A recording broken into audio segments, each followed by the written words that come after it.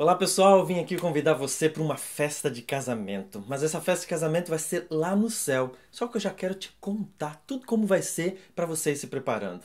Na verdade, esse casamento vai ser o seu casamento. Você acredita que vai ter casamento no céu? Eu acredito. Você sabe, o casamento nos dias bíblicos, no tempo que Jesus viveu e tudo mais, era um pouco diferente do casamento nos dias de hoje. O casamento nos dias de hoje, você já sabe, né? O jovem se encontra, vai na igreja, vai num evento, conhece a menina, eles se olham, começam a namorar, depois de um tempo de namoro, resolvem noivar, ele vai e compra uma aliança, às vezes mó cara, gasta o salário de 3 meses, porque ele vai fazer prestação, obviamente. Aí eles noivam. Quando eles estão noivos, eles já começam a se preparar para o casamento. Alguns já marcam data, outros ficam noivos 5 anos, né? Conheço alguns que estão noivos aí 5, 7 anos. Mas eles noivam, depois então que estão noivos, marcam a data do casamento, nos convidam, que é a melhor parte, né? A gente vai ser convidado. Aí o pastor, o padre, alguém faz o casamento. No dia do casamento acontece aquela cerimônia, a entrada da noiva, do noivo, e vocês já sabem. Terminando o casamento, os noivos vão para a lua de mel. Depois da lua de mel, eles voltam, vão para a casa da sogra, do sogro, alugam uma casinha, vão morar embaixo da ponte, algum lugar, e vivem felizes para sempre. Ou deveriam, né? Mais ou menos assim que acontece o casamento nos dias de hoje. Na Bíblia, nos tempos bíblicos, o casamento acontecia um pouquinho diferente. Bom, para você conseguir uma namorada nos dias de Jesus, haviam duas formas. Uma não era tão comum, mas ainda estava em uso na época, era o pai escolher a namorada para o filho. Então o pai dizia, ó, você vai casar com a fulana, com a vizinha, você vai casar com a filha do tal. O filho talvez pudesse pensar, ô pai, mas logo a vizinha, não dá pra ser aquela outra vizinha da esquerda, não?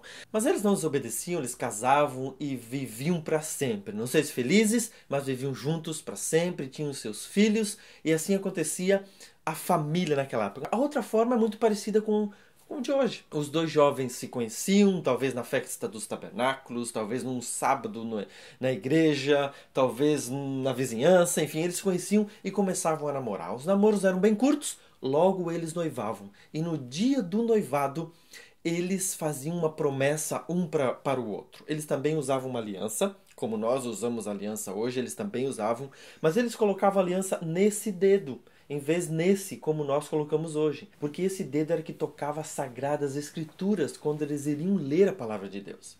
Então eles consideravam esse dedo um pouco mais sagrado.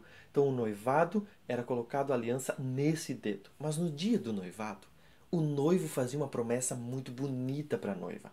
O noivo olhava para ela, falava algumas palavras românticas, como nós usamos hoje, eu imagino, e depois dele falar que a amava e demonstrar que a amava para todos os familiares, ele então dizia para ela que ele ia preparar todas as coisas para o casamento, tudo que envolvia a cerimônia, tudo que envolvia o pós-casamento, como sustentá-la.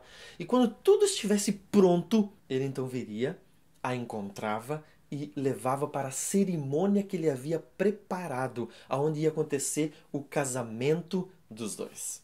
Bom, isso poderia demorar algum tempo, porque o rapaz tinha que conseguir algumas coisas. Primeiro, ele tinha que conseguir um pedaço de terra para sustentar a esposa e os filhos que viriam. Ele tinha duas formas para conseguir um pedaço de terra. Ou ele herdava do seu pai, ou ele comprava. Se ele herdasse do seu pai, era simples, era simplesmente dividir o pedaço de terra, o pai escolhia ou ele escolhia, e eles então estavam com um pedaço de terra pronto. Mas se ele não tivesse como herdar do seu pai, ele tinha que trabalhar e conseguir comprar um pedaço de terra. Isso poderia levar 1 ano, poderia levar 2 anos, poderia levar 5 anos. Dependia da condição financeira do rapaz. Eles não tinham marcado data para o casamento, justamente porque ele não sabia quando tudo ia ficar pronto. A noiva lá do outro lado ficava todos os dias pronta aguardando o rapaz, porque a qualquer momento ele poderia vir. Bom, depois que ele comprou um pedaço de terra, ele tinha que construir uma casa.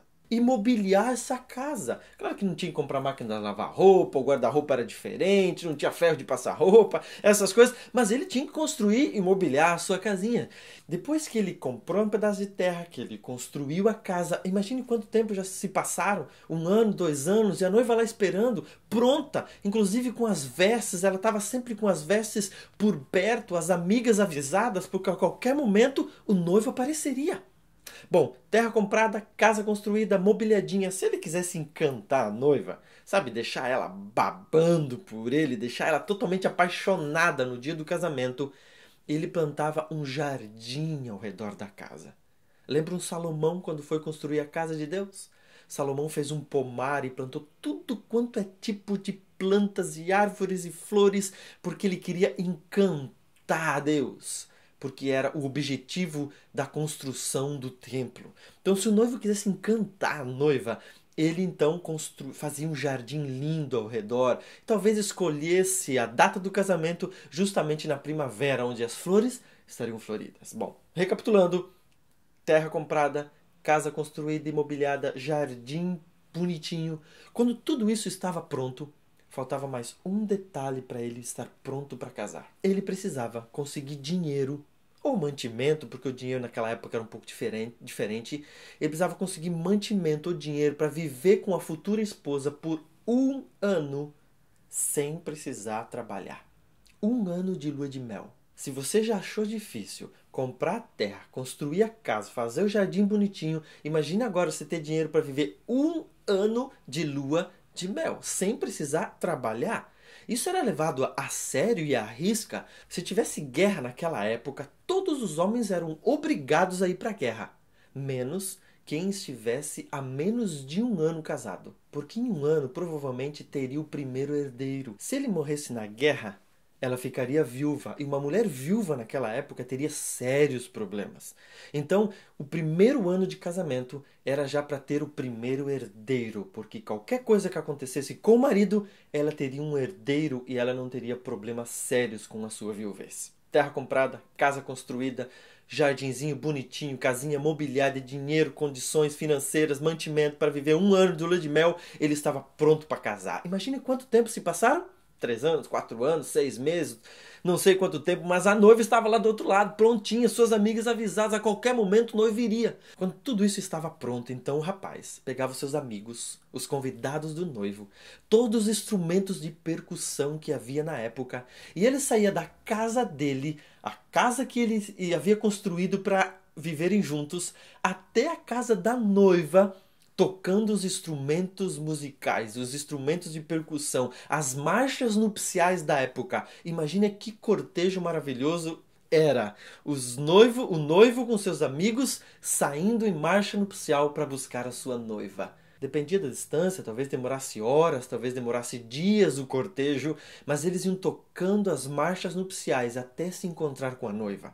A noiva de longe poderia ouvir a marcha nupcial sendo tocada, e ela com suas amigas já pronta aguardando o noivo, ficavam na porta aguardando aquele que seria seu marido até o fim da sua vida. Quando ele chegava, ele encontrava a noiva, dava meia volta e a marcha nupcial continuava sendo tocada, e eles então saíam da casa da noiva até a casa que ele havia construído, cantando e dançando felizes, porque logo se realizaria o seu casamento. Havia uma festa muito grande, demorava-se 1 semana, 10 dias de festa. Foi numa dessas festas que Jesus foi, por exemplo, e que faltou vinho. Não era uma festinha de 2 horinhas como a gente faz hoje. Depois então que a festa terminava, todos os convidados iam para casa e eles começavam a vida de casados. 1 ano de lua de mel, e esperava-se então que o herdeiro nascesse naquele ano. Jesus Cristo, quando esteve aqui, deixou uma promessa maravilhosa. Era a última semana de vida de Cristo aqui na Terra. Na verdade, quinta-feira. Ele celebrou a Páscoa com os discípulos e, ao terminar de celebrar a Páscoa, eles saíram do local que eles estavam comemorando e foram em direção ao jardim do Getsêmani. Eu acredito, a Bíblia não fala, os estudiosos não comentam isso, mas é possível que Jesus tenha passado entre o local da cerimônia até o jardim do Getsêmani por uma festa de casamento, e ali Jesus deixa a mais bonita promessa para os discípulos, que está inscrita em João, capítulo 14, versículos 1 a 3. Não se turbe o vosso coração, credes em Deus, crede também em mim. Na casa do meu pai há muitas moradas. Se assim não fora, eu vou-lhe teria dito, pois vou preparar-vos lugar, e quando eu for e vos preparar lugar, voltarei e vos receberei para mim mesmo, para que onde eu estou, estejais vós também. A Bíblia está recheada de textos de que nós somos a noiva e que Cristo é o nosso noivo. Outros textos bíblicos diz que nós somos a esposa e Cristo é o nosso esposo. E aqui Cristo agora com a cerimônia de casamento na cabeça, olha para os discípulos e diz: vocês são a minha noiva e eu quero fazer um compromisso com vocês, eu quero fazer uma aliança, a nova aliança. Eu quero me comprometer com vocês, eu quero noivar aqui, pois eu vou preparar um lugar na casa do meu Pai.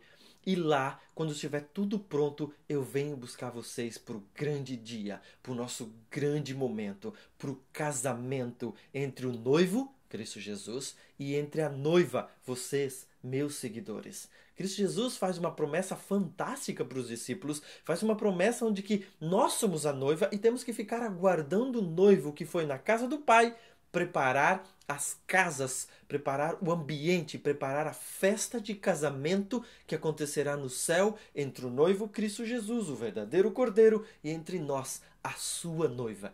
Que festa maravilhosa vai ser o casamento de Jesus com você. Ao chegarmos no céu, a primeira coisa que vai acontecer vai ser a grande festa de casamento entre o Cordeiro e você, que é a noiva dele. E o interessante é que a Bíblia fala que Jesus vai vir com seus amigos também.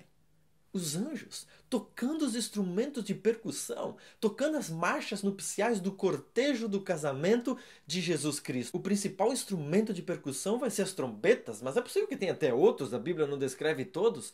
E nós não iremos ficar somente 1 ano de lua de mel, mas nós iremos ficar 1000 anos nesse céu que Jesus foi preparar para nós. E depois a vida não termina porque voltaremos para cá e viveremos eternamente com o nosso esposo, com o nosso Salvador, com o Cordeiro, com Jesus Cristo.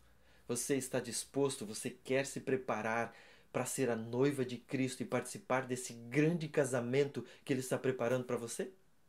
Se aproxima de Jesus, converse com Ele, estude a sua palavra, ore, porque assim você vai estar pronto aguardando o Salvador Jesus. Imagine que tristeza o noivo preparar tudo e encontrar sua noiva despreparada, não arrumada, não o aguardando. Por isso, busque o Senhor Jesus a cada dia, esteja pronto para esse grande evento que logo vai acontecer.